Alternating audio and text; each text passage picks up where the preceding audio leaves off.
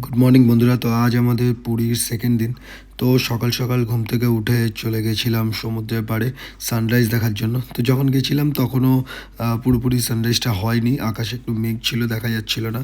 তবে বেশ কিছুক্ষণ সমুদ্রে থাকার পরে খুব খুব সুন্দরভাবে সানরাইজ দেখতে পেয়েছি।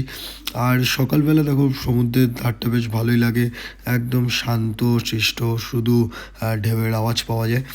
তো সানরাইজ দেখে তারপরে চলে এসেছিলাম হোটেলে। দিয়ে হোটেলে এসে বাজারে চলে গেছিলাম। বাজারে ফুটেজ নেই, বিকজ আমার ফোনে চার্জ ছিল না। তো ফোনটা চার্জে বসেই বাজারে চলে গেছিলাম। তো দিয়ে বাজার টাজার করে আমাদের হোটেলের উল্টো দিকেই একটা দোকান ছিল, সেখানেই আমরা রান্না করতে দিয়ে দিয়েছিলাম।